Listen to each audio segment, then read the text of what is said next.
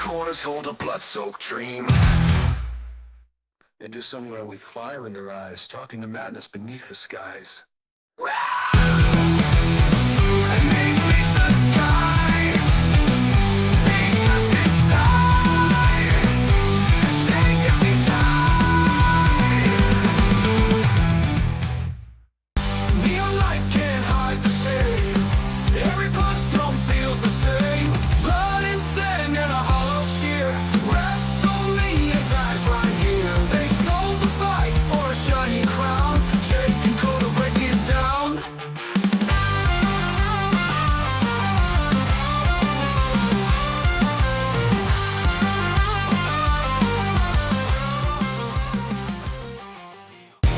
Into somewhere we all go. We all go. We all go. Wrestling futures they all show. Jake and Cody wrong in the flow. Into somewhere. Into somewhere. Into somewhere. Into somewhere. Into somewhere. First night, false fists in the sky. Second night, the legends collide. Into somewhere we crash and burn. Turn the page, no way to return. CM Punk and Gunther fight. Cody Rhodes, John Cena ignite.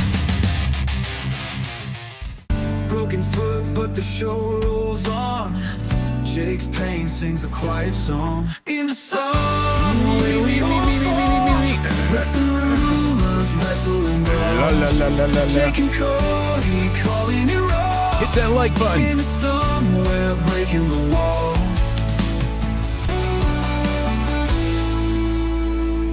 Eclipse, a suplex, dreams and chair shot screams. Fans in the chat throwing wild extremes. Jake's got crutches, but his spirit won't bow. Cody laughs, Jake wipes his brow.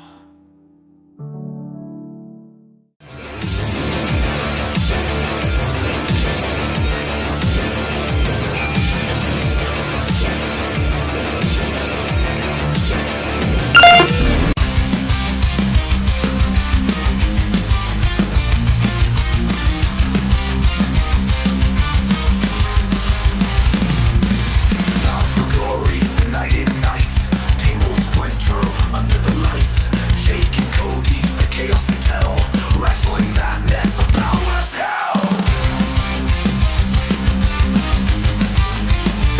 Into somewhere, results unfold. Hardy boys, their fate retold. Every day, the final fight. Tables crash through endless night. History burns in the ring of pain. Legends collide, nothing remains. Blood and splinters, shattered pride. One last war, nowhere to hide. Jake and Cody, calling the flame. Each result, a war's ordained. To somewhere, results unfold. Hardy boys, their fate retold. Every day, the final fight. Tables crash through endless night.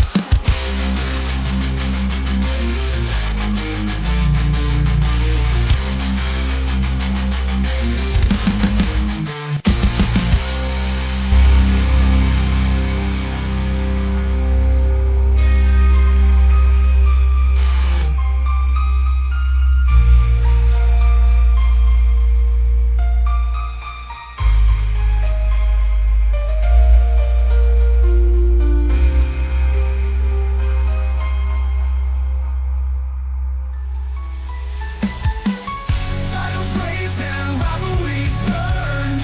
Every twist, every turn. What's going on, ladies and gents? Jake, aka Countdown, ended here to bring you the Bound for Glory review. Woo, that's right. Coming at you, hopefully a little bit louder than ever. How's everybody doing? Rocking that new intro. What a night. Oh, emotional, entertaining, silly, fun. Standing ovation to them for sure. This is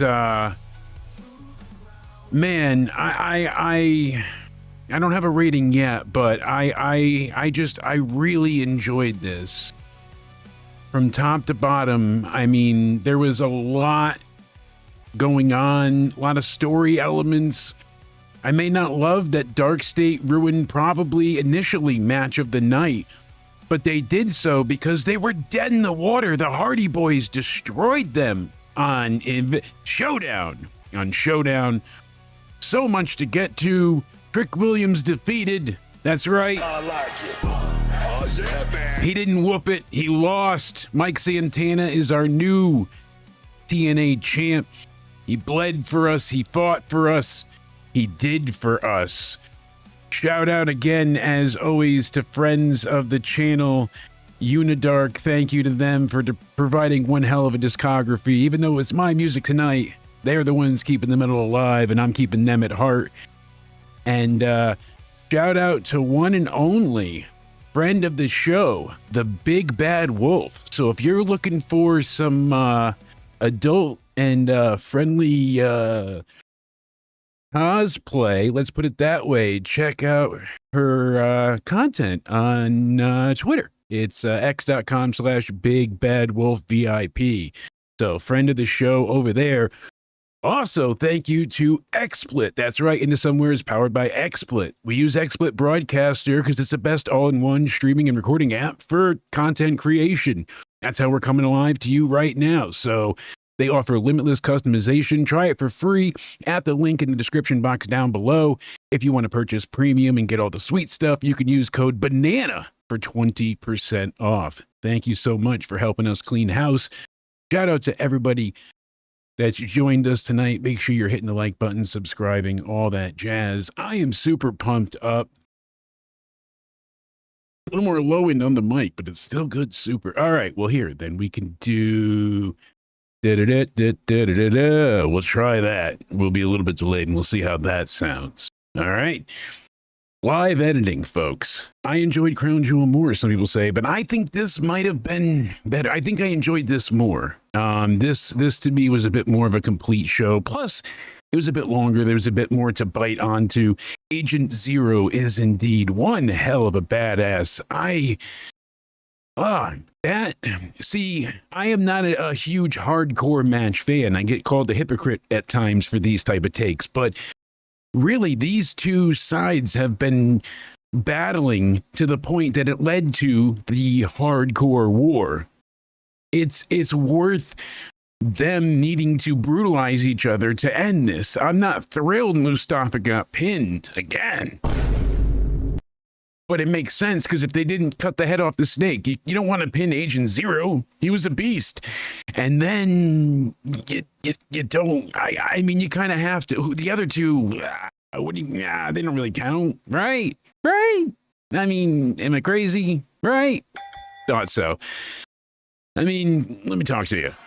Let me talk to you. I know I got done hating on the tack match, but these tack spots were shocking because, oh my God, he put Alicia Edwards into the tax. Not only did he do it to the opposite team, but a female, and in such a brutal way.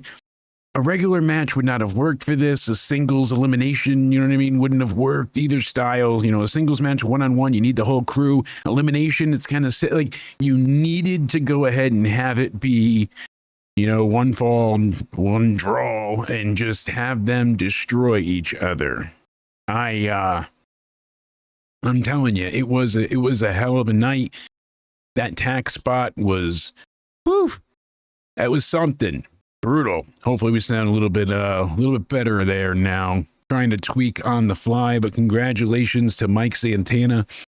Congratulations to TNA. Sets a new all-time North American attendance record, 7,794. Awesome to see that. So congrats to them. And like I said, Mike Santana is our new TNA champion. A lot of controversial finishes tonight. I feel like people are gonna look back on this and say the Dark State interruption the dual champs for the Call Your Shot gauntlet. The way Bubba just kind of story made sense. You know, he's like, oh, I'm screwed. I'm done for. And they were like, well, rather than beat you to death with a chair, let's just end this. And he knew it. And that was great. I loved that. The Tony Soprano, you know, style. You go out knowing, hey, I did my best and I have a lot of memories. There's a lot of great memories. So hell of a bout. Not quite what I was expecting. Doesn't mean it was bad. I just not entirely what I was expecting. Don't mind snotty me tonight as I, like I said, between dealing with allergies and an ear infection, it's fun. I managed to kick my own ass, and at least I didn't break any ribs, but, you know, I went ahead and I bruised this whole side here. Yeah, let me go ahead. Yeah, I spiked my side into the chair last night.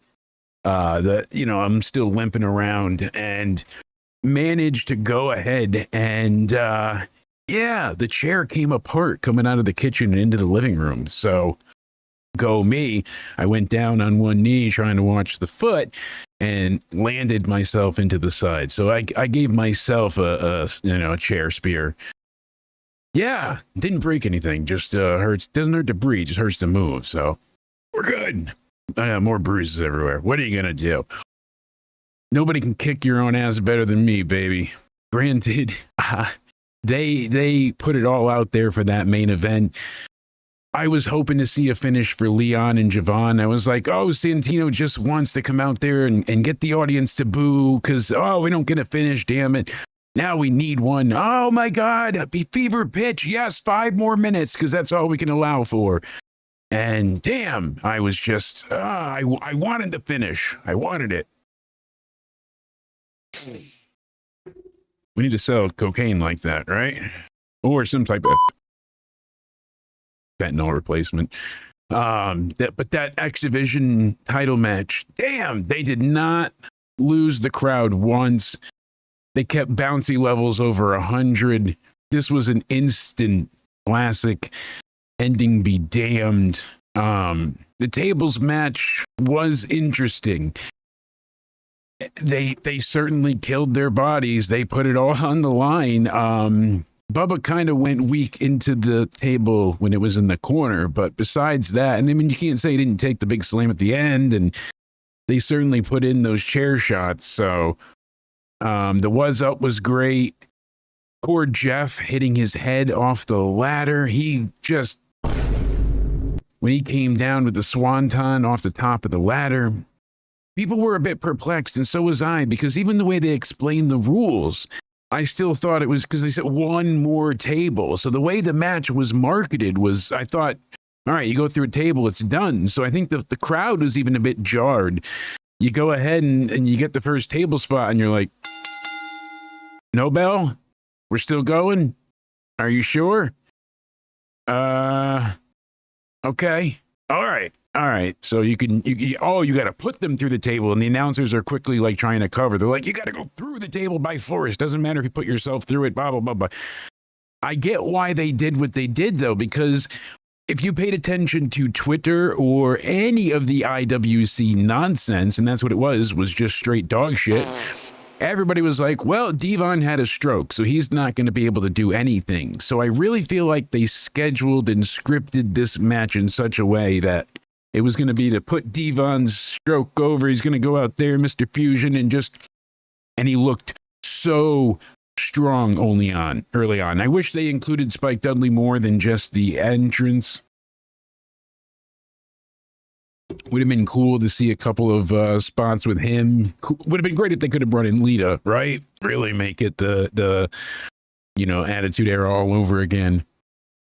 I mean, the match was great, though. We'll go through all the nitty gritty and the details. Obviously, Mike Santana defeating Trick Williams. Damn, that was a hell of a bout. It gets to not ridiculous, but hard to believe levels almost with all of the finisher kickouts at the end. But still, they really wanted to show the heart and soul that is TNA, that obviously Santana represents, and great that no one was able to cash in on him on the end. Elijah came out for the save. and he was ready for Kazarian. Closing out the show, celebrating with his daughter. That was his motivation. So congrats. Great to see. Hopefully everyone is doing well. Welcome to the Into Somewhere review. It is Sunday, October 12th, 2025. My name is Jake, aka Countdown Ended. Thank you for joining us on YouTube. Where else are we? We're on Twitter. We're on Rumble. I think we're still suspended on TikTok. Yep, look at that. On Instagram. So thank you guys for hanging out with us. How's the pie? Look at that. My daughter made peach cobbler. We're gonna rate this live on the air. I don't usually like peach, but we're gonna try it. Oh my god, that is delicious. Holy shit. All right. Anybody want to buy some pie? Let me know. Woo! That's a hell of a delivery. Yeah, fuck TikTok. They don't like us over here. They were like, I see what's going on.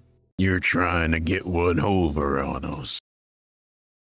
None of that was innuendo either. That actually is peach cobbler, and it's delicious. I do not like peach whatsoever. I don't like peach rings. I don't like peach flavoring, but I think it has so much other stuff in it, and then the cobbler part, it just tastes like almost like an apple pie. Delicious. God damn. Well, what do you know? I still am working on my Halloween costume, folks. Originally, I wanted to be Cody, but couldn't find anything that gay. Oh, shots fired. Where you at, fucker? So much for being lost in traffic. Gonna sue his ass. Granted, this show, a lot better than I thought it would be in ways that I was worried they're going to TNA it up. And they did to a little regard. I mean, they had some, as we mentioned, slightly controversial finishes.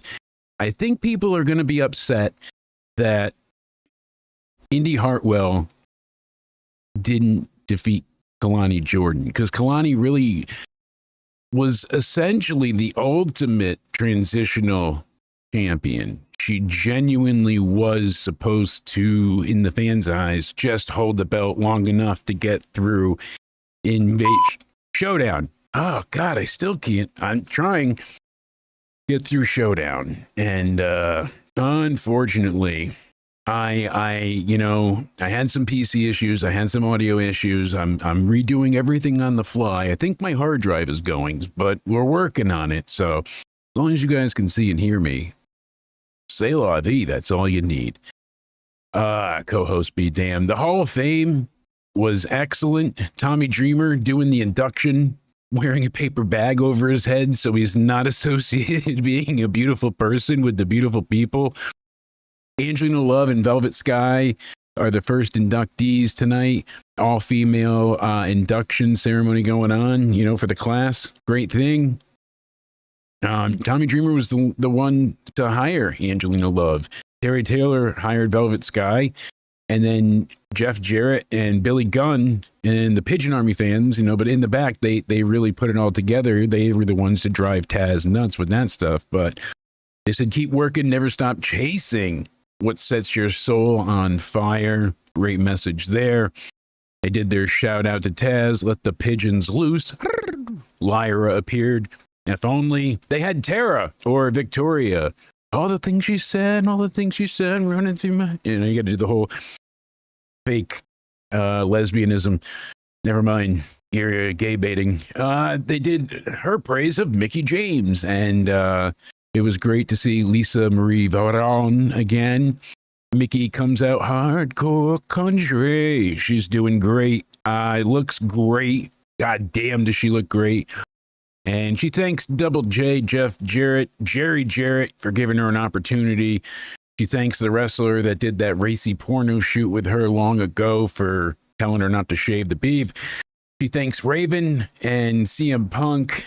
You know why. She thanks Dixie for reinventing hardcore country. And she said, thank you for helping validate my run. I want to bring mention to something because it greatly states her personality, who she is, and why she deserves the praise that she's getting. Her husband went ahead and he put out a tweet earlier. And this is absolutely beautiful. It really is. I cannot overstate how well spoken this is. And I wanted to mention it as a shitty husband myself that tries to be decent. This is really sincere and beautiful. And I mean, roast beef aside, Nikki's got us where it's at, and Aldis knows how to praise a woman. He said, tonight, TNA recognizes Mickie James for her extraordinary contributions to TNA and professional wrestling by way of her induction into the TNA Wrestling Hall of Fame. Keyword, contributions. This woman has endured hardships, setbacks, and unfair treatment at different times in her career that would have put a lot of people in therapy for the rest of their life, but she didn't complain. She didn't bitch, and she didn't play politics. She laced them up tight and kept moving forward. Learned a new hold, moved on to another territory, reinvented herself because she's a professional wrestler first. Trained correctly, dues paid in full. Treated no one different than the boys because she is one of the boys. When you talk about evolving women's wrestling, or if you're a woman kicking ass and making a ton of money today, just remember to put some respect on the names of the women who actually laid the groundwork and showed the proof of concept. Women who stood 10 toes down and took pride in their craft, their work in the ring, their promos, their gimmick, their beauty and femininity were a part of the package, not the whole act. Mickie James is absolutely one of those women. When you get in this business, the veterans teach you to leave the business better than you found it. In the case of Mickie James, mission accomplished, and he goes on to list her accolades. The bars got raised when she came along. He says, I may be biased, but maybe I'm just right. She's a no-brainer for every Hall of Fame. She's also fine AF, backwoods, or uptown. And yeah, she is being treated better here than she was in WWE, surely because she got her stuff sent to her in a trash bag. Don't forget about that. I wanted to mention that, though, because it's the God's honest truth. That woman has endured some hellacious backstage assaults and personal attacks due to the jealousy of her and her ability. And she's had, like witch trials performed against her. She's lost relationships. She's lost careers. She's lost pushes and momentums and titles because of politics and bullshit and nonsense. And she never complained. She never politicked herself. She wasn't in wrestler's court. She just kept her head down and kept doing what she did best. So good on her, and praise to her for being in the Hall of Fame. That's an awesome, awesome achievement. And she's a pretty damn good singer when she's warmed up and ready to go.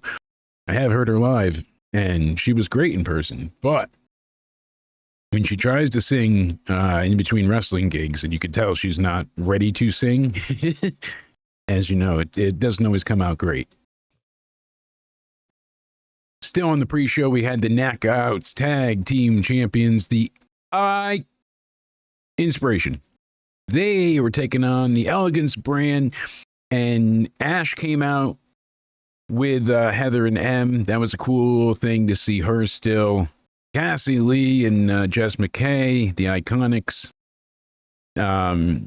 You see Cassie Lee basically start off. She tried to set up a coast-to-coast dropkick, and then it was like it was pretty crazy. But they basically had some accidental team attacking as Heather hits M and knocks her out of the ring, and that's when the Inspiration double team M and hit the Idolizer for the win. So the human voice is very finicky indeed. You gotta have those pipes. But yeah, not a bad tag match to start. Something fun, but pre-show worthy nonetheless. And I feel like the Inspiration have had better outings, better showings before this, but the last time we saw them, I'm trying to think, it was, I think, besides the showdown, they lost. The Elegance brand lost the Inspiration on the Impact show to get the titles, and I think that's been it. So yeah, hopefully we see a decent run with them, though. And then we had the International Championship match. Steve Macklin taking on champion Franklin Kazarian. Skip. This was just a match. The fans were excited to see both men, especially Steve Macklin. He got quite the reaction. Sunset flip powerbomb to the floor, kind of stopped momentum early on, and Kazarian got a moment to catch up. And you saw them kind of do what Cena did at Crown Jewel. You saw Kaz bringing out the Phenomenal One's Pele kick, and then he had Daniel's Angel's Wings for another 2 count. But Macklin, he fends him off, and he gets the title. Again, decent match. They really hammed it up with Macklin too, because they're like, oh, it's the former Marine with his 2 tours, and they kept doing all of those type of plugins on commentary. So, and I felt like Kazarian, not just because he lost, there, it just, I don't know if he wasn't fully clicking. It wasn't a bad match, but it wasn't great either. Like, definitely like 2.5 star worthy. In that realm. It didn't feel important. The belt doesn't feel important. The spot doesn't feel important. None of it does. Tessa felt more important than the international championship. Like, more meaningful on the card. So, Tessa Blanchard taking on Gia Backside Miller. God damn. Whole lot of on that. Wow. Tessa now coming out with Victoria Crawford, so the fans can no longer say she's a racist. Clap, clap, clap, clap, clap. Because how could you say I'm racist? I have a African-American female wrestler with me. Duh. Bitch. Like, that's how it looks. It looks very racist, trying not to be racist, but what the fuck ever. I don't even think she's racist. I wish the chance would go away, so it was nice not to hear them tonight on Bound for Glory. Although the fans did eat her alive at certain times. Gia Miller gets a great reception. I like her entrance, the gear. She has like this really flowing, almost lingerie-esque robe, but it's still not, like it kind of has that sheer look to it, but the way it hides her ring gear, it was really cool. Went with the music. I liked it. Basically, the ref sees Victoria trying to get physical with Gia at one point and throws her out of there. And that's when she starts, Victoria starts bitching about it, and security comes down, and Jody Threat, who I forgot to mention, has been kind of with Gia, goes ahead and jumps off the turnbuckle to take everybody out, but Victoria did not catch her at all, and it looked awful, and then she just chased her to the back. Terrible spot. Horrible spot. Okay. Should neither of them need to be involved with each other at this point. So, yeah, you ended up seeing Gia get a big crossbody block. Booty and all on Tessa.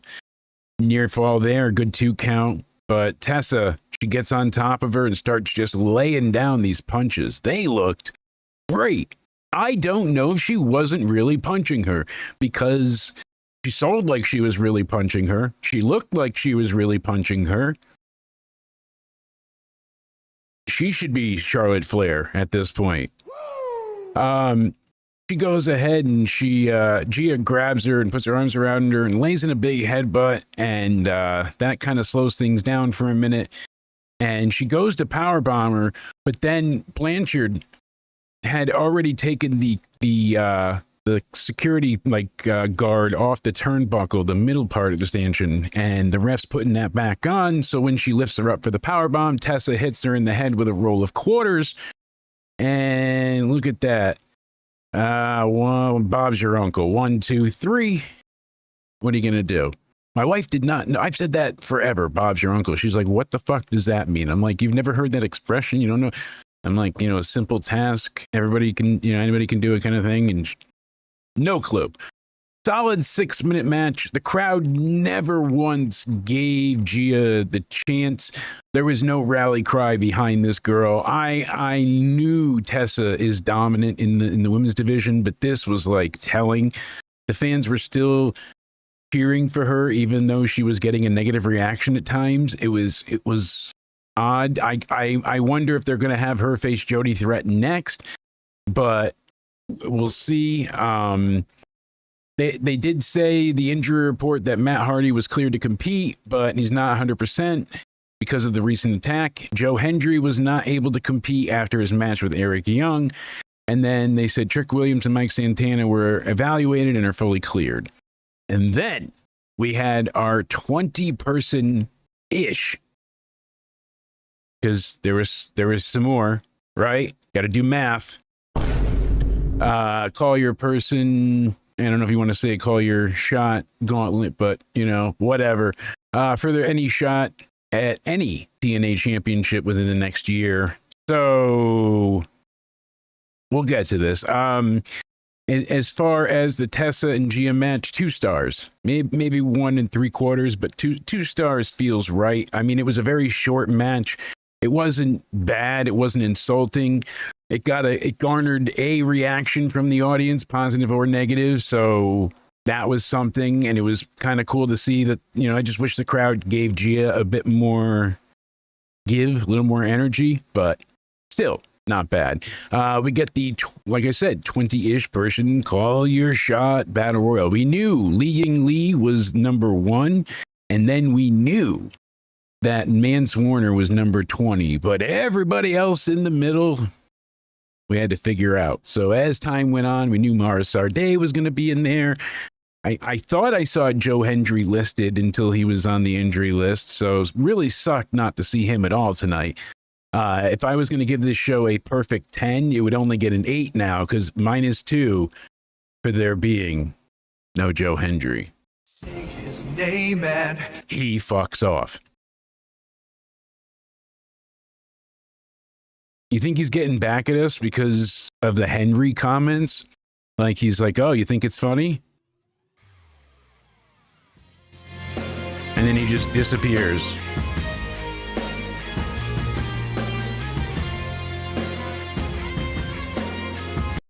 Fuck you guys. That's what he's like. So I don't know. Granted, this was chaotic fun. I like Royal Rumble-ish battle royals. I like nonsensical moments when they're funny. And for having 2 Money in the Bank matches essentially end up happening as the end result of this, that was infuriating, but sure, what the fuck ever. And out of the depths of my saw trap, the one, the only, I believe, Cody O'Needy 316. give me a hell yeah. What's going on? So you are alive. I was. Well, I told you I was playing as the Undertaker tonight. Yeah, I was no, the dead man. yeah. I actually thought. Then I got paramedics at my house. And Well, what did you do? I had told you a few times, I was trying to warn you, but you just you weren't listening. So They wanted to perform CPR on me, and I don't think they were pushing on places that you push on for CPR. no, it was messed up. But I told them just keep trying to resuscitate you until you learn your lesson. So I figured you get out of that saw trap eventually. I didn't have much time, so I had to stay here to try the peach cobbler. I didn't have enough to get involved, and I was like, okay, here's the deal. They're going to show up to your house, and they're going to fuck you up legally. Like, they're going to just pounce on your chest, because I'm pretty pissed that I got hurt last night. So now I wanted you to feel my pain. Makes sense. It's so good. What you eating? Stay away from my daughter. It's peach cobbler. So how did ass-to-mouth resuscitation work? Tell me. Not Speechless, eh? good. Well, how's Ben doing? Is that who you just said that to? No. I was talking to the peach cobbler. You were talking to the peach cobbler just today. Oh. Do you know if Ben had a will, or like a living will, or power of attorney? Does he? Asking you if you knew. Well, you're the one that introduced me to Ben, and I still don't know if the nursing home knows he's gone. I don't know if you were talking to him or not, but yeah, he's not going to be able to answer for himself. He's sleeping. Sleeping? Are you sure it's sleeping? Did you catch the 20-person battle royal?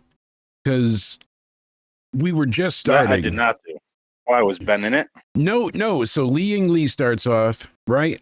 And the second entrant, it's going to be a WWE heavy one. That's right. It's Mara Sardé, former Jakara. Really? All right. Next up, Ryan Namath. And he's fighting with the women and didn't fare so well. He kind of got his ass beat for a little bit until Dolph Nick Namath comes out. And he gets a babyface reaction, even though he's been the biggest heel prick. Mara kicks him in the face with a drop kick, but she actually connects on this one. It was hilarious. And they try to take him out, but Ryan saves him like, Rose on the Titanic, just, constantly being saved by Jack. We get Cedric Alexander out next. And you know what that means? What does that mean? The Hurt Business. That's what it means. Fuck the Hurt Business. You tried to apply. What did they say? They told me no. But you can use code BANANA for 20% off at XSplit. So there is that. Rich fucking Swann comes out next. And they even make a comment. I don't know if they're both under 205 pounds. They say it. They bring it up. They mention our misery of 205 Live. No, what was great about it and what was terrible was the ending. So the last little bit of it, up until that 205 Live, till they forced it onto Raw, like when it was his own thing, I loved it. Even some of the Raw stuff was decent, but God, I missed the early days. The Cruiserweight Classic and all that was great, but these two put on an instant Cruiserweight clinic to remind everybody what the fuck is up. They still got it, flipping and dipping and diving all over the goddamn place. It was impressive. AJ friggin' Francis Flop Dollar comes out next. He takes out Mara Sardé and Yiling Yi. He is not ordering Chinese food. He is not fighting Flana. He is just whooping ass. And that's when Rich Swann, his stablemate, jumps in his arms, first class. But he gets choke slammed, whatever the hell they call it, the drop, whatever. And then he gets taken out. So that was kind of fun. He went ahead and just totally blindsided him there. And, I wasn't expecting that at first. But once he jumped in his arm, I was like, oh, that's kind of cool. That's a good telling moment.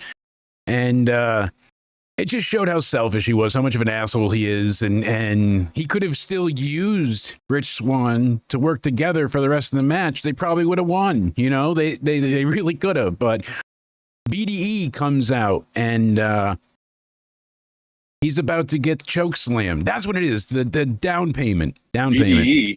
Yes, BDE is out there. And he's about to be given CTE because he gets super kicked in the face by Nick Namath. I'm going to get it. And it was funny because he's about to get, like I said, the down payment, and he cuts freaking Francis's head off with that cutter, and the crowd erupted. And then he eats a super kick. Sold it great. Next up, we got the Rascals. And for some reason... Did he do everything there or no? Pretty much. And, he does everything. I was not a common watcher of his YouTube channel, so he's been wrestling for a good bit now, I guess. And he went on Twitter, said he wanted in, YouTube, and he got in. So I've seen a few videos by him. Seems entertaining, but not someone that I've watched regularly. We get, I guess, Travis Williams out next. Did he look good? Look good, yeah. Judas Icarus walks out with his partner, and basically they act like, oh, is it you? Is it you? They go to toss a coin. and it ends up being Williams. So Saint, he wins. This is the former Northern Armory. So whatever, you already got the Rascals in there, like I said, with the Northern Armory and formers and PDE. Then we get Danny Luna, and she's beating the shit out of people, German suplexes for everyone. Who's next? Eric Young comes out, hits a big pile driver, and you see he reverses things, hits a few low blows. He gets Williams out, so Saint's gone. Jake something comes out. Not me. Jake something. Got to work on that copyright. And they powerbomb Miguel and Reed, so Rascals are going flying. I heard he had a costume like fake Jake DeMarco, like you have one fake Joe Hendry. Yeah, exactly. No, I totally get it. And Hendry was... Say his name and... He fucks off. He didn't give a shit. He does? So, no, he just fucked off. Rosemary came out. She was given the mist. Wasn't even her time in the month, and she was able to miss people. Crazy. We got the hometown man. That's right. He came out. He's got the Celtics jersey on with the mascot, whatever the bumblefucks, whatever the hell his name was. Zach Clayton and Nunzio. Little Guido came out. Luna takes out Rosemary, and Jody Threat comes out, and she was basically clotheslined by Kazarian, who takes her spot in the match. And it's like, okay. So Santino comes out, and he starts yelling at Kaz, and he pushes him. So now the next entrant is fucking Santino Marella, not you. Oh. I was hoping for crowd's sakes it was going to be Cody Oneidi Rhodes. And they were going to chant it. Cody Oneidi Rhodes. But it didn't happen. No Oneidi Rhodes. So instead, it was Santino. He puts on Zacobra. Santino? I got replaced by Santino. And he Cobra'd Kaz, but it didn't illuminate him because he didn't go over the top rope. Matt Cardona comes out and gets probably the biggest reaction of the event so far and of the gauntlet. Bro reunion. Oh, he was raring to go. Cardona is in the match, hyped up. And last up, fucking bunch of zombies come out. A bunch of, I'm not exaggerating, zombies. And Mance Warner walks out in new undead face paint. He's the Temu Undertaker, holding a chair. Michelle already took my gimmick. And he's making out with his fiance, Steph Lander. He's like the knockoff PCO, I guess. She had Frankenstein's monster. Now she's got Frankenstein's dick. Oh! Wait, Undertaker came out and said that? Yeah, he was pissed. Feels like they're taking his gimmicks and using it and going to hell. Taker? No. Yeah, about us copying his... No. Is he coming after us? Maybe for Halloween, we might get a visit by Undertaker if we don't pay up, I think Michelle said. Can you just give him Ben, maybe? Dude, Ben's not going anywhere. What are you not? He's not going anywhere? Mance Warner comes to the ring, does his whole fucking thing. Young is out, and he gets eliminated. Matt Cardona basically knocked him out to eliminate him, and he ends up taking out Mance Warner. And I was like, shit. So it's him versus both Namaths. And I'm like, oh shit, they're going to give it to Matt Cardona. No reason not to. White hot babyface reaction. He certainly deserves it. Like, yeah, call your shot, Matt. They get Ryan out. All that's left is Dolph's Nick Namath. But Steph Lander grabs his foot. And then Mance Warner joins in and pulls Cardona over the ropes and eliminates him. So they're going to have a stupid ass fucking feud. Kazarian comes back in because, remember, he got Cobra, never got eliminated, and they're the final two. So now they got to have a match because that's what it is. The fans are already upset. The bell rings. There's a huge suplex spot to a double pin. Santino, still at ringside, says, for the first time in history, there's two winners. Doesn't restart the match. There's two winners. So they both have a call your shot gauntlet to earn a shot at any TNA championship. Every boo they got was deserved here. There was like everything was fun, and not just like cutesy fun. Like it was working. It was a good reaction. Even the stupid zombie stuff, because Cardona was kicking ass, so you didn't mind it. And then he gets taken out by somebody already eliminated. So you're like, how does that work? So right here, they started to TNA it up, and I was like, oh, guys, don't lose the plot. What does TNA do? They overcomplicate things for no reason at all. Oh, Santana had to be there, and then he's entered, and he got eliminated in half a second by Namath. Isn't that funny? Oh my God, just like the Rumble. Like, you guys are overdoing it again. You're Russoing it up. Like, I know you got your Russo gene in you, but don't let it act up. It's like the cancer gene. Just not a good ending. And especially, it's supposed to be their WrestleMania, right? So the fans want to cheer. You have the biggest attendance record ever for TNA's Bound for Glory show, and they're not capitalizing on this, my friend. They're not doing jack shit with it by giving us this type of match. And we already had the Macklin match not be that great in the crowd cheer, but it was. And then throughout this, you had people for, the hometown side. You had the hometown man with the boss, like that you could have done it, but especially Cardona. He always gets big cheers on the East Coast side, New York, New Jersey, Connecticut, all these, Massachusetts. I originally was going to be there tonight until I had the surgery. I am sad I didn't get to go, that we didn't get to go. It would have been us going. But it should have been us. Should have been us. You don't deserve before it. The show. Like an asshole. Like you were cutting that Dolph Ziggler promo. It should have been me. And yeah. I had to calm See how you down. jumpy I am tonight? Because it's been, not only did we lose power, not only did we lose internet, but I am in like immense pain. So I'm ridiculously high, and my anxiety is through the fucking roof. Our basement's flooded, but don't you worry about it, sunshine. Really? I can't get down there anyways to do shit about it, so fuck it. But Ben confuses him, so you gotta explain it to him. Ben is gone. But the coroners came. The nursing home? They took the body. I told the nursing. I said I found him outside by the gutter. Me saying you want him back. Listen, do you think I'm gonna do paperwork? No. I made sure I dragged him outside and down the street a little, and then when I got back here, I said my wife was taking our dog Milo for a walk, and she saw somebody down in the road, and it doesn't look like they're with us anymore. And when they got there, oh look, he's not there, he's not responsive, it's not in our hands, we're just good Samaritans. Hey, they even gave us a Dunkin' gift card for being so nice and calling it in. Also the most real thing ever, I do need them.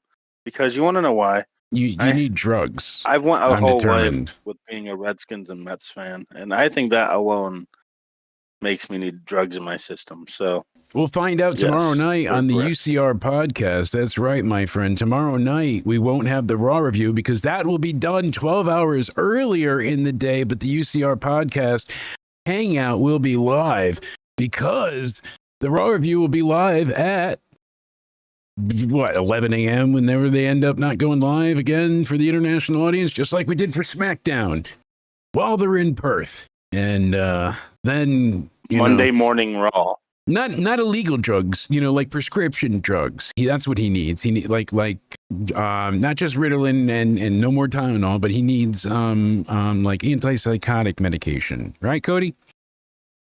Yeah, we'll go with that. We'll go with that. So we already didn't have a great ending before this, right? Like fans were pretty upset. They were like, this is not a good feeling. Tessa's a heel. Like we cheered her because she's a heel, but then we still booed her. She got a more negative reaction than anything. There was people that they wanted to see win this and they didn't. And especially when you don't know who's in it and you get the surprise and then you're like, oh, we picked that guy to win as they did with Cardona. This should have been special. This should have been big. I was hoping it would be big. Twitter, help me out here. Let me know. I know Rumble was a little bit behind this idea, but Twitter, not so much. We found out that, hey, guys, what do you know? They don't like it when heels win, especially Namath and Kazarian. When they already saw Kazarian earlier, and they didn't want to see him again, especially heel Kazarian, because no one gives a damn about heel Kazarian. I think we got CM Punk in the chat. Look at that. You know, straight edge society. That's the way to go. That's how you should be. Shave your head. Yeah, everything. Everything. Let's up those numbers! That's right. Make sure you guys are hitting subscribe. We appreciate it greatly. And hit the like button what were while you you're at it. shaving? Everything. You know, and my friend, you know, we even said before, Halloween season is approaching. It is spooky season, so I had to clean up. I had to shave the face and the head, everything. You know, clean the goatee up, make it look a little bit better. And my Beautiful. everything. What? Oh, I didn't know you were doing that. Well, I mean, you got to go ahead and nair sometimes. I mean, that's fair. Then they broke our heart again because they had Kalani Jordan, who I want to root for, but not in this way. I don't want to see her be the TNA girl. So I was like, are they going to send her to TNA and actually make her like relevant there? And it seems like they're giving her a run with this.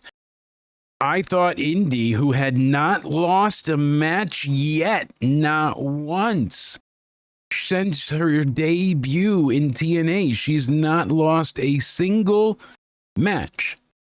Not one singles match. That's an interesting stat. That explains a lot. Granted, I agree with you, Cody. Indy should have won here.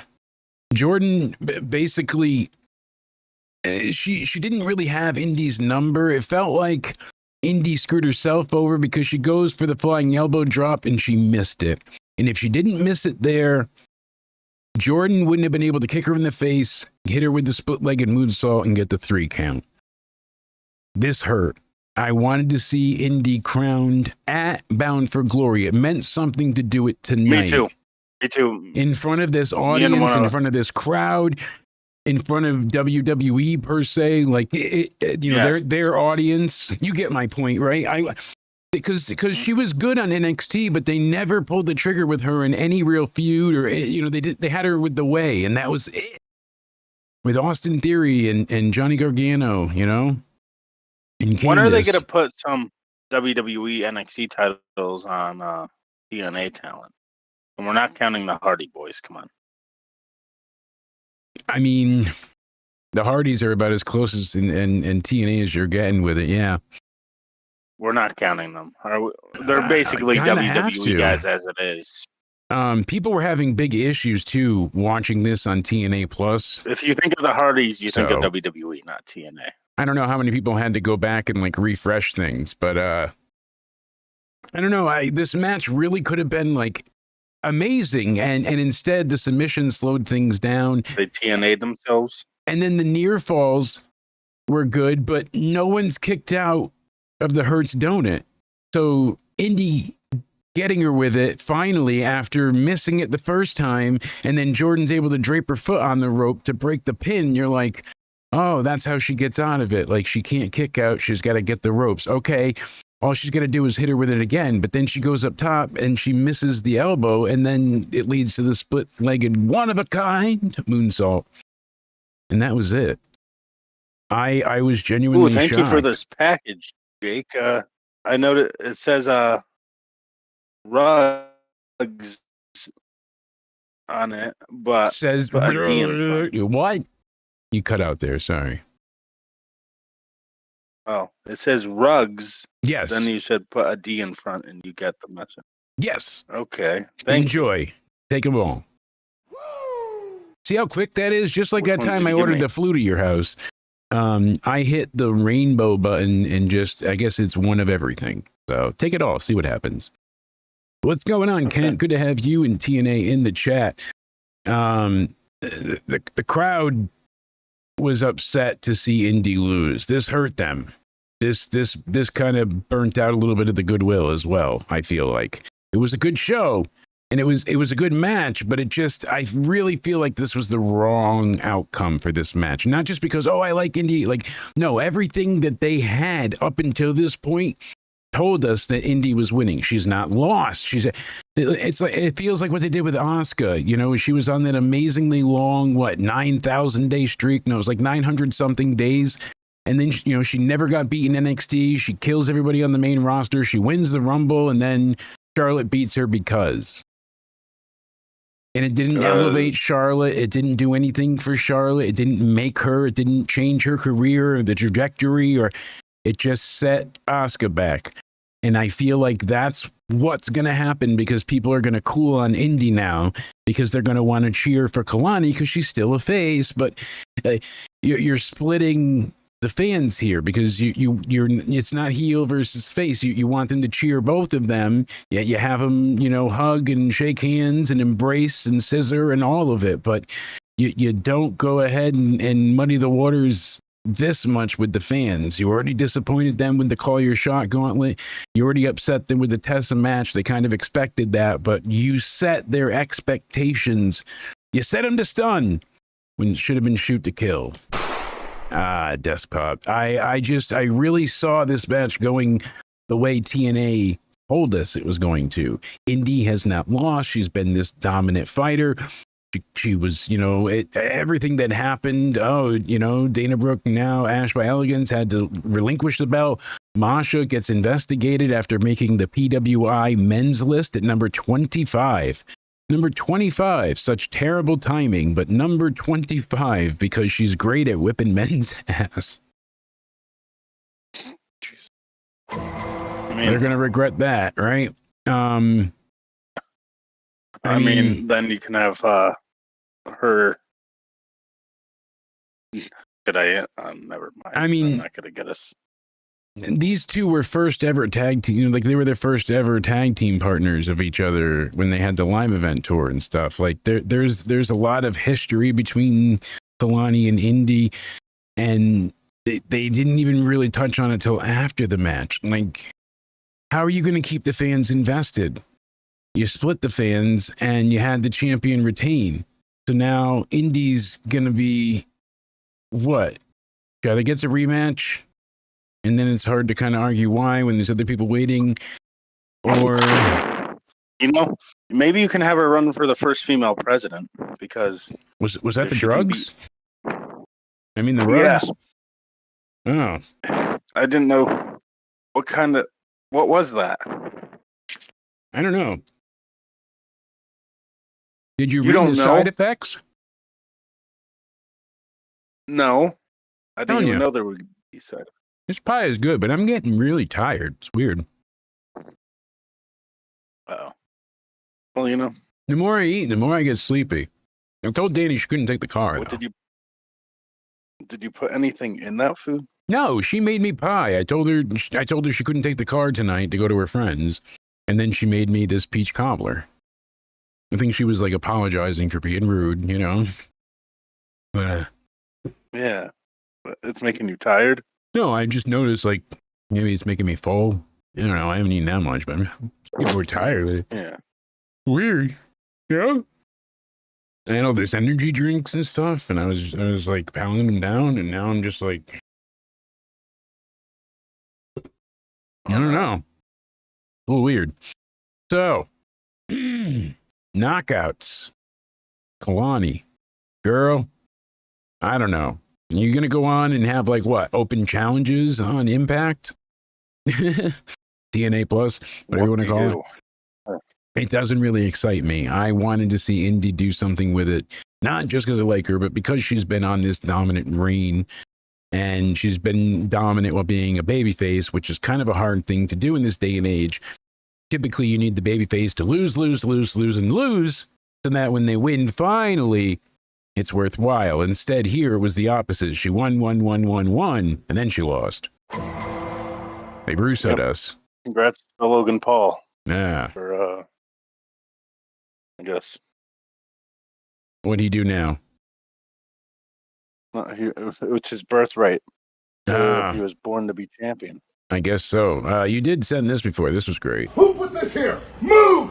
I'm a little princess, wild and free. Where's my prince to set me free? Crown me, hold me, take me away from this isle tonight! Yeah, it's nice when you see The Rock in a grocery store. So glad to know what he's up to when he's not messing up Cena's retirement tour. Sense. Did he lose some creative control and he's just lost it now? I think he's just lost his willpower because he gained a lot of weight there. That was a little jarring, little questionable. So then they TNA'd us a few times, but they're not going to do it here because we're going to get a an excellent match. Leon Slater, the X Division champion, taking on Javon Evans. Crazy moves, kicking ass. They take the match to the outside, and then the bell rings. Did you see this? I on and off here, like I know that you didn't get to see all of it, so I didn't know what part you did get to see of this, but yeah. I'll try to react as we go here. So the bell rings and the crowd is booing. Wait, the bell rang? Oh, the bell rang. We had 20 minutes of heart-thrilling action from these two. And I'm telling you, they were selling Javon Evans' first pursuit of major titles contingency. You know, like, oh my God, he's an ultimate contender. He's challenging Leon Slater. From the word go, the fans are going nuts. Lowell has this energy. They're popping off. Everybody is on their feet. This is a showdown. Got it that time. They just everything you can do, I can do better. Slater, they had great kickouts, and everything Javon did was just not enough to keep Leon down. And goddamn, did they do a great job here. I'm bringing up this one before we bring up the match before for a reason, because I want to keep my point together. So this is awesome chance starts this match. Like, that's how enamored fans were. Yeah, the slingshot into the DVT where Evans takes his shirt off was insane. He eventually, you see Javon jump up on the second ropes and then over the ropes and hits a cutter on the apron. Crazy, fucking nuts. So many This Is Awesome chants. Slater eventually fires up and he does a huge Hurricane Rana into a pin. That was another great near fall. And like I said, Evans hits Slater with a neck breaker. They end up on the outside. The fans are cheering, and Slater knocks Evans down with a big chop. You hear it echo. It just reverbs through the crowd. I'm sorry for the interruption. Yeah. But he's calling you out, Jake, because you're that, and me too, because when Logan first came here, we were the Logan doubters. Oh, fuck. Uh-oh. What did you... All right, well... Byron. Well, apologize, Jake. Apologize. Listen. I'm sorry. I mean, I doubted Logan Paul, and he's going to do it. No, I've always spoken highly of Logan Paul, joking aside, honestly. Yeah. I've said it from day one. People were bitching at me on the other reviews. I have said it from my get-go that as much as I can't stand this prick with his YouTube career and all this other shit, he is damn good at the wrestling, and he doesn't disappoint. And the more he did, like past his debut and the stuff with The Miz, and then he had his moment with Ricochet in the Rumble, and then he had the match with Roman, and he really showed. And then from there, he just got better and better, all the way up until his match with Cena. He has not disappointed you once. He is like when you did great other in-ring podcasts, competitor. Like, those communities were like, "Are you nuts, Logan Paul?" Yeah, and you were like one of the first ones. He's a great athlete. He's good on the mic. I don't like him. I don't like his personality. I don't like him personally, but guess what? He does the job well. He's made for WWE. Absolutely. He's made to be an entertainer, and he's damn good at it. What was not made for was the ending of this match. So they ring the bell on the outside when they fall to the floor, and a "Let Them Fight" chant is ringing out. Finally, everybody's booing when they say the time has ended. 20 minutes is the time limit. Santino Marella Dun-dun-dun, his music hits, everybody goes out. He's like, we normally on pay-per-view have strict time limits, but 5 more minutes instead of saying, sudden death or what. 5 more minutes. So I thought, okay, it's going to go 5 more minutes. It's going to end. They're either going to extend it or they're going to end it there, really upset fans, and do a continuation. I was wrong on both states here because Dark State. Well, to be honest, it really upset you, to be fair. You were taking it hard. Yeah, I was. Dark State goes ahead, and I knew right then and there we're fucked because the lights went out, and they still, I said they have Russo in their DNA. They have to have the lights out. We saw it many times tonight. They got to do it. Why? Because he loved his ECW watching. When he loved to see the lights out moments, he brought that to WCW especially. He wanted to see it everywhere. Lights out.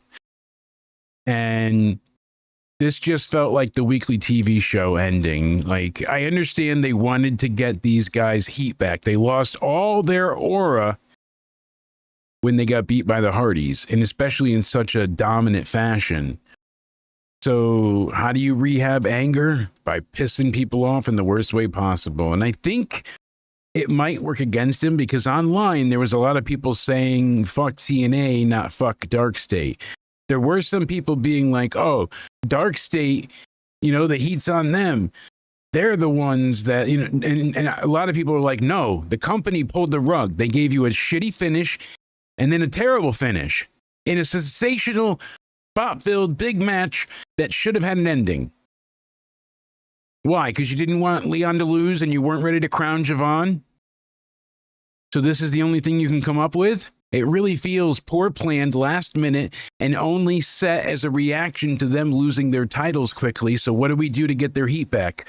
We interrupt them and make people so angry because we interrupted the match of the night thus far. That's what it came down to. That's what happened. That was the truth of the moment. And it was unfortunate, but that's exactly what happened. So they took a going to possibly 5-star match and brought it to about a 3. Because it was a damn good 20 minutes, but the endings were so absurd and so gut-wrenchingly painful to witness. WWE is in the partnership. You might be something on it, Kushwa. They could be writing the scripts. It could be them, not Russoism, but it's still in their DNA, damn it. So, we never know. Like, do you think WWE secretly kind of bought them? No, I do think though they definitely have influence, and they do have some type of like committee because they have to book things in unison to build to a showdown, to have talent work together and cross over. And Cardona's taking on Josh Briggs Tuesday. There's things like that. I think this is Matt Cardona's way back into WWE though. Is he under contract with anyone? Not with TNA, no. Right now, he's basically just a contract hire individually. So he's a day hire. You think this is his way back into WWE? I know he wants back in. He's said it WWE television many times, clear as day. WWE television. Mm-hmm. So he went from the partnership to on NXT. Yeah, he's working. Well, who do you think would like him more, Triple H or Vince, like how he is now? Who does he fit more? Because I know they're both.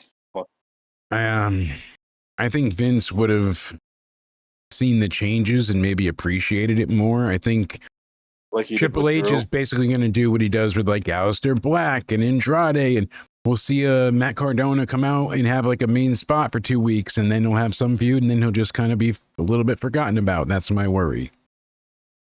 Yeah. Chelsea was great as United States champion. And then, she's not really much around. Like that's kind of what happens. Have even taken the title off her. Now you forget that title even exists. Yeah. I'll tell you what, though. Hardcore War. We've seen the system. We've seen war. Order 4. They have fought. They have battled. They have battled. They have battled. They had to have their final war. Thus the Hardcore War. They each got to, Order 4 had the advantage, but they got to bring in a weapon each time. One winner, pinfall or submission. They have everybody come in one at a time. The big moment here was Alicia getting choke slammed or choke bombed by Agent Zero onto the tax. Eddie tries to check on her, but then he gets a big boot from him, and Myers, JDC, they're angry. They're trying to beat up Zero with kendo sticks. He's hitting it with headbutts, fighting back. That's when Moose wraps himself in chain and hits him with a chain-shouldered spear to take him out finally. Gets that big man down. They do double sling slant planchas on the great hands on the outside. Ali comes in. He pours tax on Alicia for a 450 splash, but she moves in the very, very last second, gets out of the way. He comes crashing down onto the tax. Most of them went into his thighs and legs, looked miserable. That's when Eddie wraps the barbed wire around his knee. Eddie Edwards didn't just wrap it. You hear him moan in anguish. He moans in anguish in the pain. He's not relishing in it. It sucks. He's complaining that he's cutting himself, and as he wraps it around his knee. And then he holds it in place as he runs at Ali and connects. He doesn't let it fall. He makes it like it fucking hurts. It might hurt. That's how it should be. I hate when you see people wrap the barbed wire all over themselves, their arms, their legs. And you should be ripping yourselves open. You see Hangman Adam Page just wrap it around his arm 1,000 times and then hit somebody with the buckshot lariat. And it's like, you just eviscerated an artery here, bud. You got about 30 seconds to clot that or you're dead. Instead, they made this look painful, so I appreciated the sells here from everybody, especially Alicia going into those tacks. Poof, those hurt. And I like how that was the high spot of the match. Like, they didn't have everybody go into the tacks. It was her, it was Ali, one from each team. Like, this was the plan. It was great. And it built up to it. Everybody had their weapon spots. If I was in a hardcore match, I would find some better weapon. No, Cody, what would you be bringing in? I would actually probably bring in either you or Ben. I'd have an AK-47, so I'd plan ahead. I'd win in like 6 seconds. What would come out of it, though? Tag titles. I'd be the champion. Yeah. And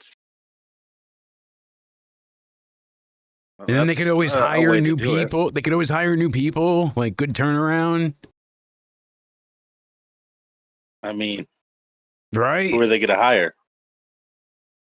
Indie workers. You think people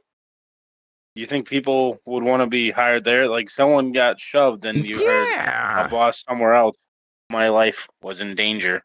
No, you don't. Speaking about him, you don't tell them that. You're just like, guys, do you want to come work with TNA? That's true. Yeah. Did you hear? See, look at that in the chat. Cody Oneidi Rhodes is great. Cody Oneidi Rhodes. Cody Oneidi Rhodes.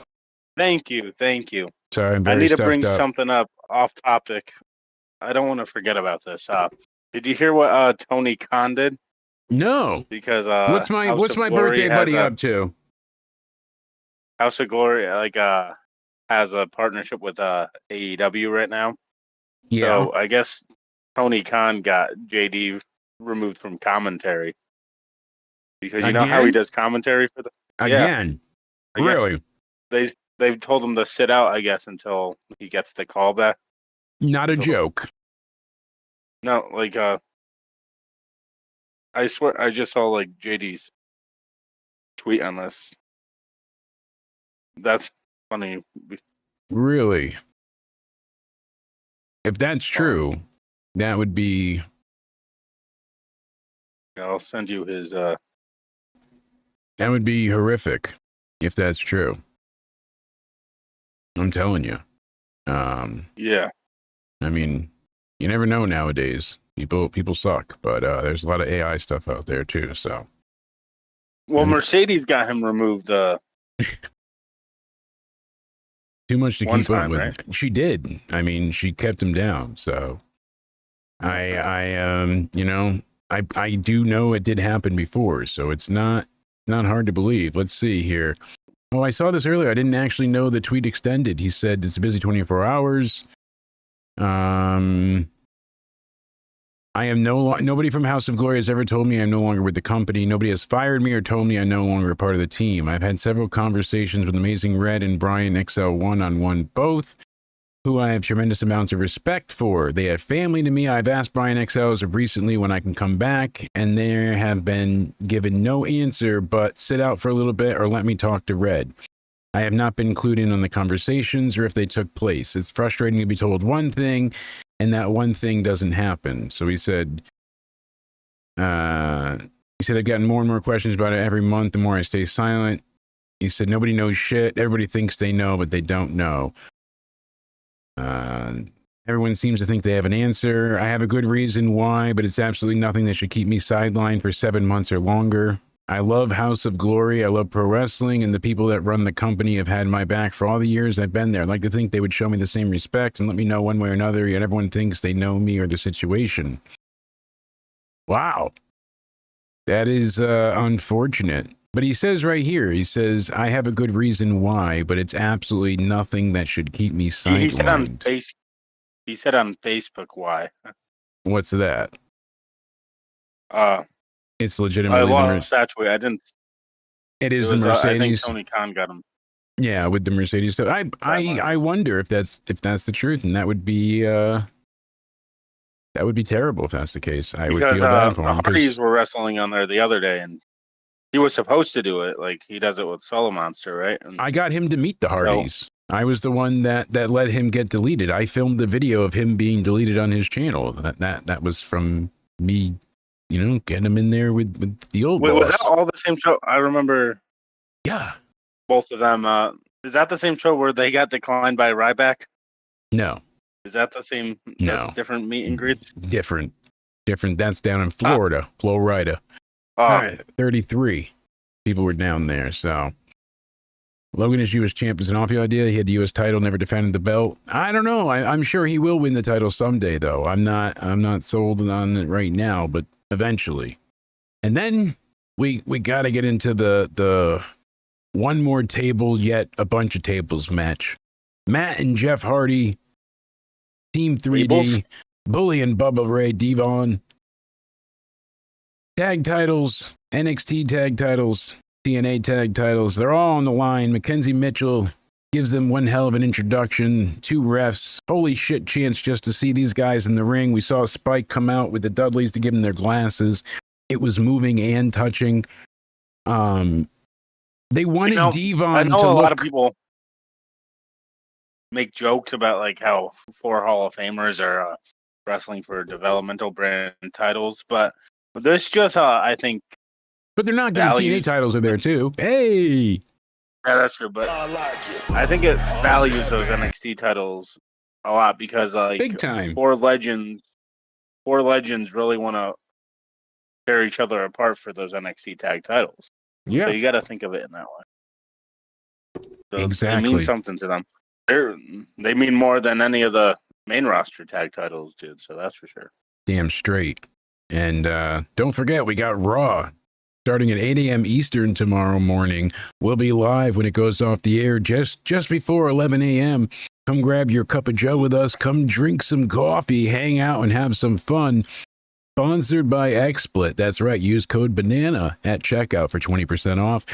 So we get the one more table match. Starting off right away, they want Devon to look strong. They want him to look fierce because the discourse online was, he had the stroke. He can't compete. Why is he in this match? So right away, they basically immediately get onto the attack, and they send Jeff to ringside, and then he and Devon, they hit the 3D on Matt.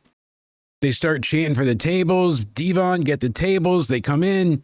Jeff gets put down right away. Bully holds his legs to do the was up off the top of the ropes. Love it. Became Banana O'Clock at this point in time. And the Banana Club went ahead and came out strong because this match woke the fans up beyond belief. That place was at a ruckus. The get the tables moment and the was up and all that. gave me chills. But I love fan reaction. I love chants. I love audiences, pops. You know, the bigger, the better, the greater. I live for that shit. When you see 100,000 fans and a sea of them all in unison doing that, that's what I love. So more of that. Put it into my veins. Like your rug kit tonight.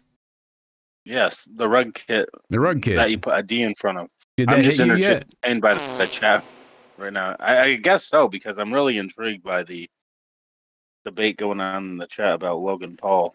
Well, don't forget, tomorrow night we'll be live with the UCR podcast, and then we have the NXT for the Raw review. We can argue about some AEW and TNA guys. So we are going to indeed, and then we got UCR podcast. Tuesday we got the NXT review. Wednesday Into Somewhere Weekly. I mean, it's a busy week already. And then on top of it, Into Somewhere Weekly, we're previewing AEW Wrestle Dream. We'll be live for the review this weekend for that. So just a ton of content coming up. You're not going to want to miss it. Indeed. We also got who's better as a heel face. Yeah, a lot of maybe stuff we to do discuss. that tomorrow during the late night stream. We'll see what happens. We'll see how it goes. Got to see what the people decide. I'll tell you. Send us some wrestlers that you want us. I think Cater Taker knows what he wants us to do. He wants us to hire Michelle McCool. They put Jeff through the table right away with a 3D, right? Yes, it was Jeff. Right away. And I was like, holy shit. Did not expect that. Is that the match? No bell? No bell. Peace prize. No bell at all. Because they have to be put forcefully through the table, both of the team members. So it didn't take him out of the match, though. Jeff could still compete, but he was just considered one half of the puzzle. So Matt ends up going through a table with Devon, moves out of the way. He's going for an elbow drop, and everybody checks on him. He says he's okay. And then they're like, nope, it's got to be offensive on commentary. You gotta have your opponent put you through the table. So Devon's fighting with Jeff. And Devon wants to go through Chekhov's ladder, but alas, Matt fights him down. Jeff gets up on top of the ladder, and as he slams Devon through the table, Jeff hits his back of his head so hard, and I mean so hard, on one of the ladder rungs. It was pretty brutal. The refs check on him right away. He says he's okay, but goddamn, did that look like it hurt. Crazy to see that spot again, though. He gets up there, jumps off, does the swanton, holding the back of his head because he hit the rung of that ladder. And damn, Jeff somehow lets out that scream again. And look at you, ruined the flow of everything, Jake. We were cool until you got fucking Michelle McCool hired. Well, great. Now everything's ruined. Well, here's the thing. I didn't have a choice, all right? I liked Matt. I liked 6 Feet Under. I liked the flow. I even loved when they had Midian on. It was funny. It was entertaining. But here's the thing. It wasn't making money. And WWE was like, Mark, we can't have you on a show that's not financially viable. So we're going to move it to the network. But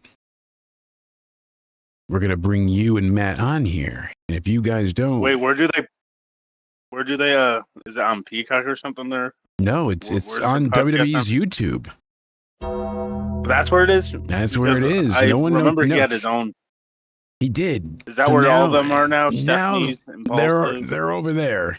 So they end up buying or removing their individuality and getting bought out by WWE. And they buy the WWE buys the podcast, they end up buying the podcast, and they don't buy Matt. Matt's gone, and they replace him with Michelle, and then Michelle gets replaced Mickey James on LFG. Michelle gets put into the Hall of Fame. Michelle gets featured during the Live Events tour. Michelle also got a few other things. So yeah, no politicking. When Chris Jericho comes to WWE, his podcast will probably get the same thing, right? I'm assuming his podcast, Talk is Jericho, right, will head to the network as well. Is that still going? Is it? Does he I still don't have know. that? That's a good question. I have not even seen if that's Well, around. Michelle McCool might take over that too. Talk is cool. I don't know. We see the ladder spot, Cody Roadster.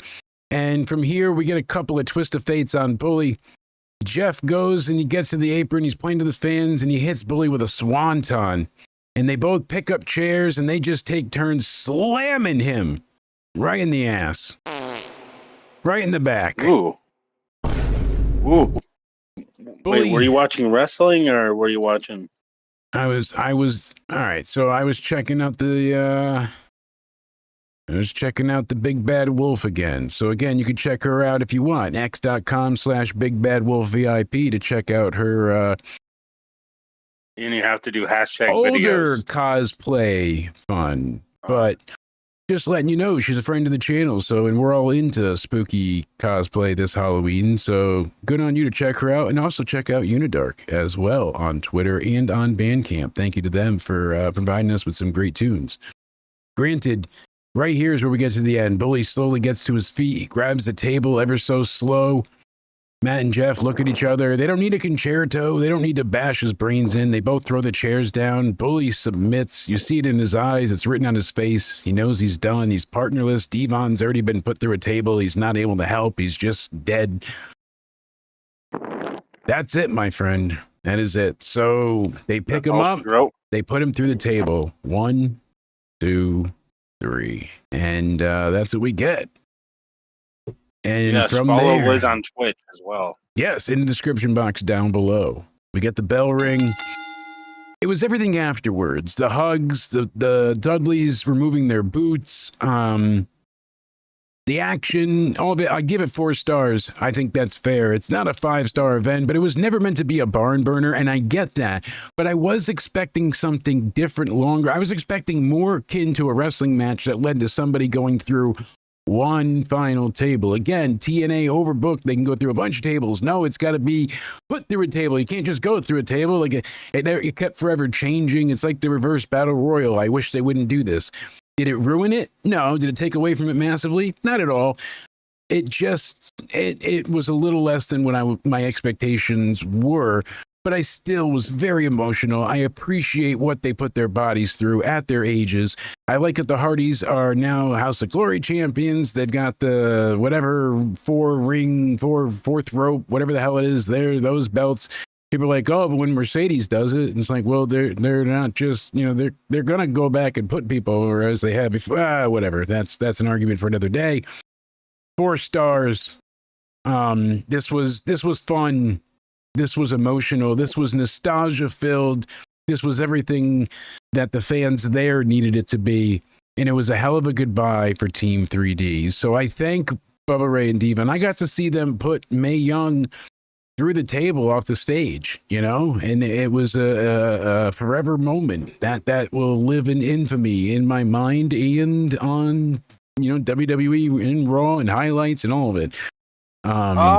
So you tried to pay tribute to that, and that's what you did to Ben. You and Yes. Spaz. Yeah, that's why Spaz wasn't here either, because he was busy with the corner and Ben. He had to deliver and whole thing. Paperwork. When the cops came, did they just see Spaz? I think he's probably back in Toronto. Yo, we clutched up in Toronto, Elimination Chamber. Did they say We got to the main event. Mike Santana comes out with the biggest entrance in the world. The fans love Mike Santana. I mean, this is the heart and soul of TNA, Cody. This is everything that people have been building him towards. And when you think about it, this is what he wanted. This is what he needed. Pop for him, though. That's right. I mean, he strived for more for ages. Every time he got injured, he pushed himself to come back sooner. And age was never a thing, and pain was only something temporary. He constantly fought to have himself be included. In AEW, they're like, no, you're a tag team. And he wanted to do more, and his brother didn't want it. Ortiz just didn't want to do it. That was it.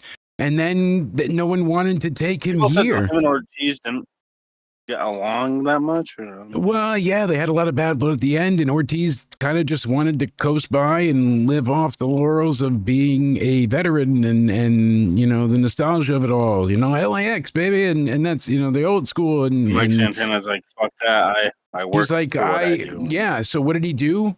He went in to TNA, and he didn't just get pushed to the main event. No, he's been there for a long time now, consistently putting on great matches, great promos, great segments.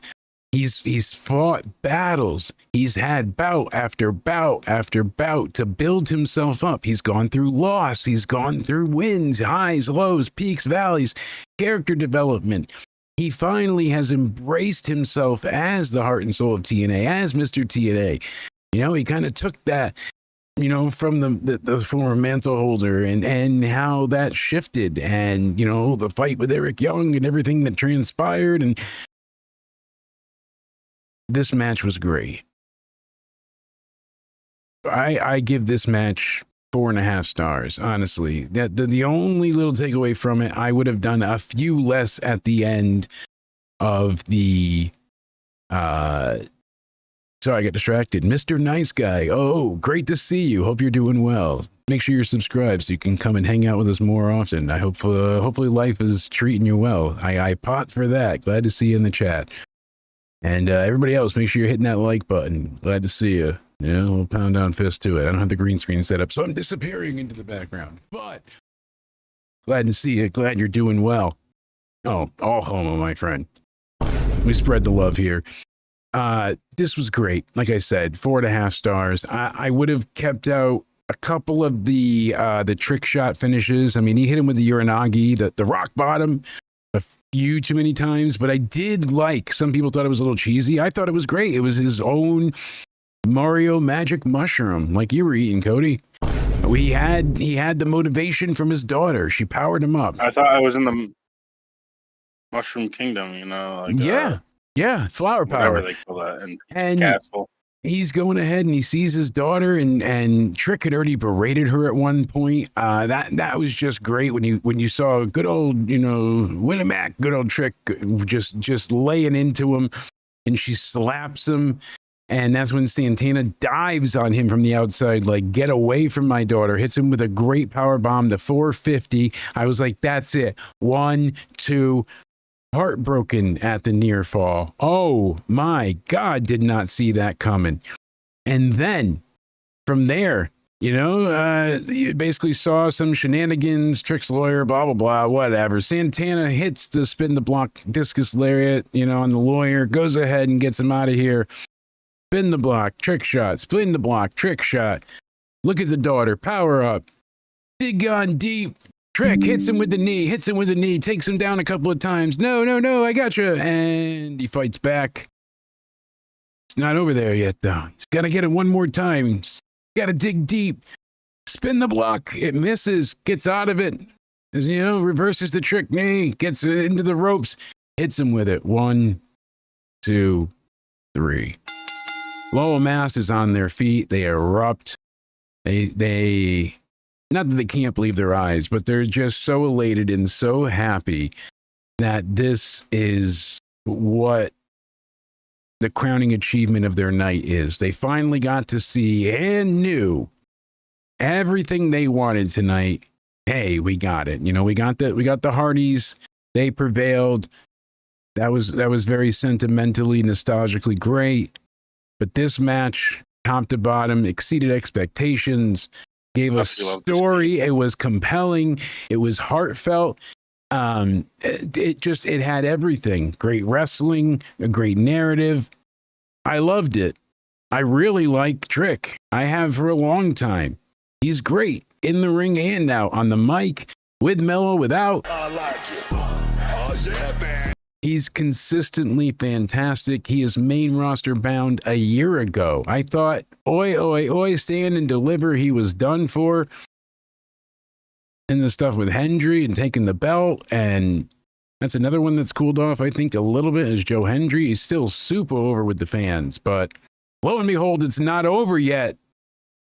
You know, Cody O'Needy Rhodes, that's right. Nick Namath comes out. I got it right. Last one. He's got the call your shot trophy, and he's making it to the ring, and all of a sudden, the lights go out again. It's the cater taker. You hear it. You hear the guitar. It strums. It's Elijah. Walk Not the cater taker? with Elijah. Nope. I thought so too, but it was not. The lights, no gong. And it wasn't Elias. It was Elijah. Looks a lot like Elias, but apparently it's Elijah. And beans him with the fucking guitar. Kind of look like Ezekiel. Right. And Ezekiel Jackson getting hit by that guitar by Jarrett. I saw that GIF earlier on Twitter. That is probably the meanest guitar hit I think Jarrett ever gave. And someone was saying along to this. So it was a damn good one from Elijah, but that one is still top of all time. Granted, Kazarian is then snooping behind, but Santana smells a rat. Goes ahead. The trophy's too far away. Spin the block. No cash-ins tonight, baby. Woo! That's right. 4.5-star match to close it. I give this show an 8 out of 10. Ton of fun. We gave Crown Jewel. You gave it an 8. I gave it an 8.5. What would you give this show, my friend?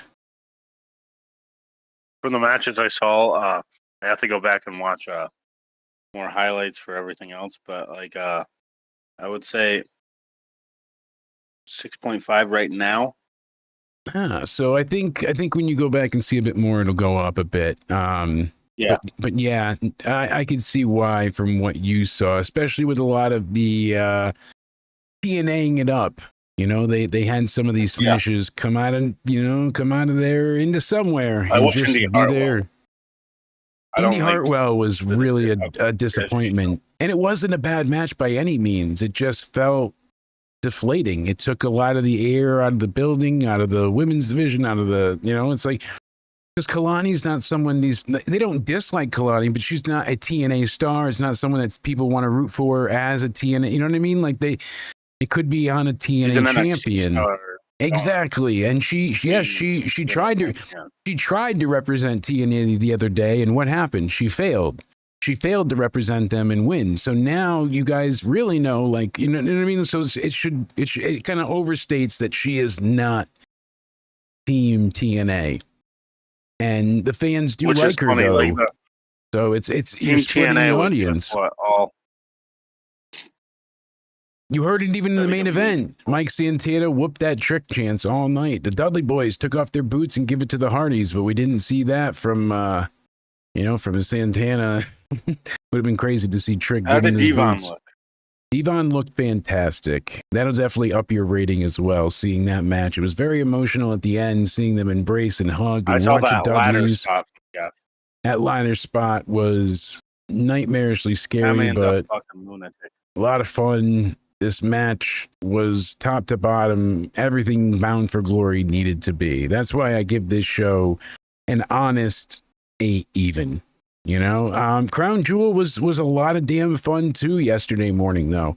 I honestly enjoyed it. I know some people are kind of a little poo-poo on it, and I can see why, but overall, I still think it was entertaining. That John Cena match was the best of John Cena's face run so far. He's only had, Cody and him. I don't know. Him and Cody had an amazing match. That's up there, certainly. But this one, because of the tributes. Byron really loves Logan Paul. I see. Yeah. Hey, you know who you like, you represent. That's all there is to it. You got to, you got. That's why I know I love. I love the goddamn Hardys. That was certainly moving to see. What else you love? What's that? Can't say it on air. Well, I mean yeah. So I love that Mickie James is an official TNA Hall of Famer.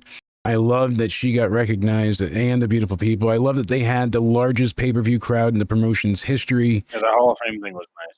Yeah, the Hardys defending the unified tag title successfully. Even Kalani Jordan holding the Knockouts title against Indy. Hey, it's still a face. It's still. I just hope they do something with it on the TNA side. So we have a big follow-up this week on NXT. That's going to be great this Tuesday. You know, we've got a lot to look forward to there. Obviously, we got Josh Briggs and Matt Cardona. We've got some tag matches, so it's going to be a hell of a show. You know, I'm curious as to what we'll see else this Tuesday night, but all in all, you know, I am excited, and let's see, you know, I'm trying to find what other matches might be booked this upcoming Tuesday. I know for Raw, we've got I think only 2 things booked so far. I know that they're supposed to, well, initially they were supposed to have Roman Reigns, but I don't know anymore. CM Punk is supposed to be there.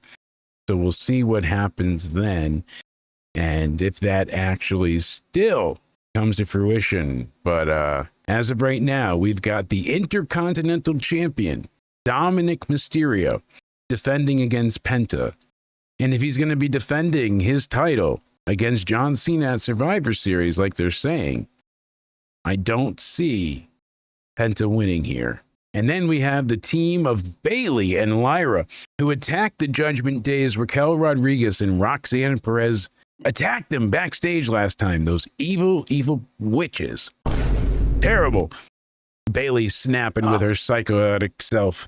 Look at that. Terrible. Justice for the Judgment Day. Yeah, you know, and Bayley goes ahead, and her and Lyra are going to be taking on the Judgment Day. It's going to be crazy. I'm excited to see what happens there. You know, we'll see what else comes of Raw. Trying to see. You said we have CM Punk tomorrow? He was originally advertised for. I don't know if he's been in Australia, though. He was originally advertised for it. Right now, all I'm seeing is just those 2 matches, though. The IC title match. Who's Dominic? Penta? Dominic and Penta.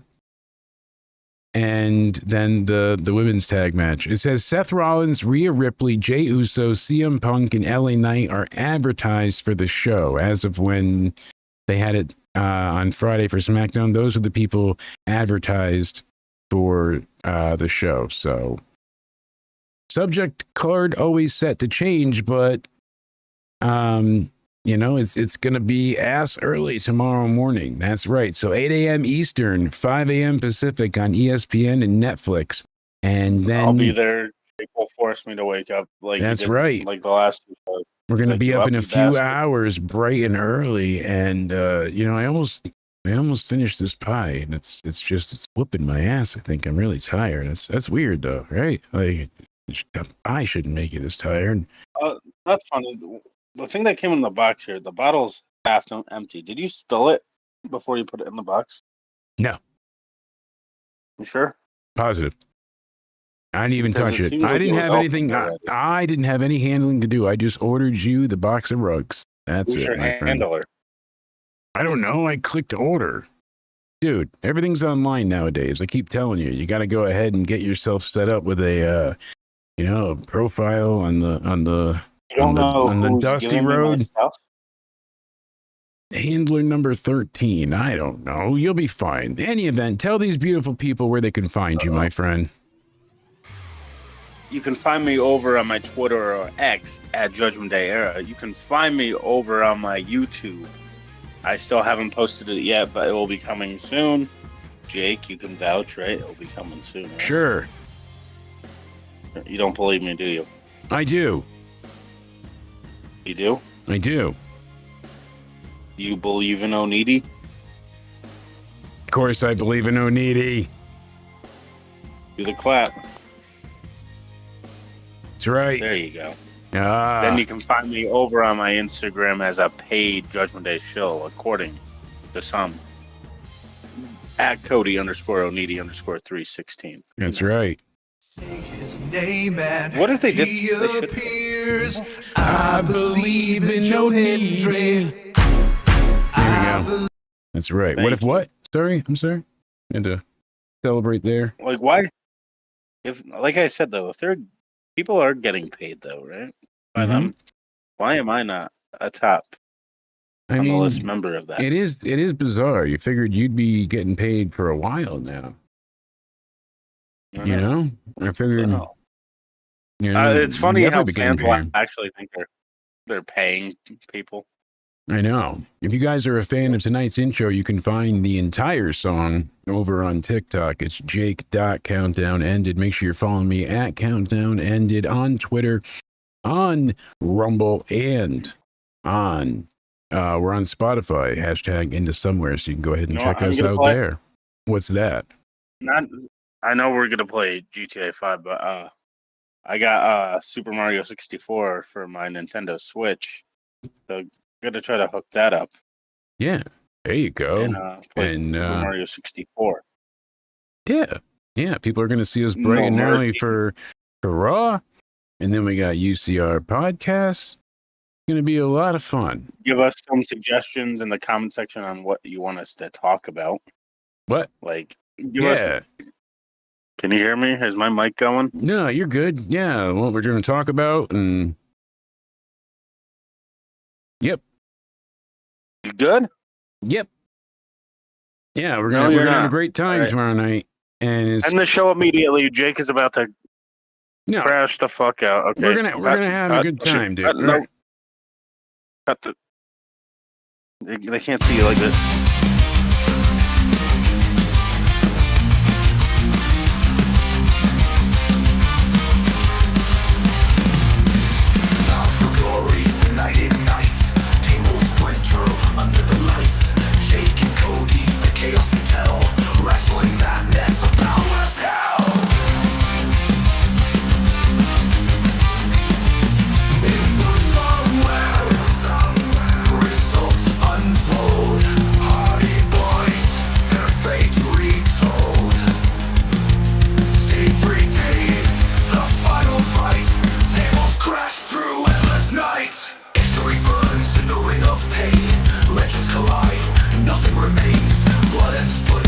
Shattered pride, one last war, nowhere high.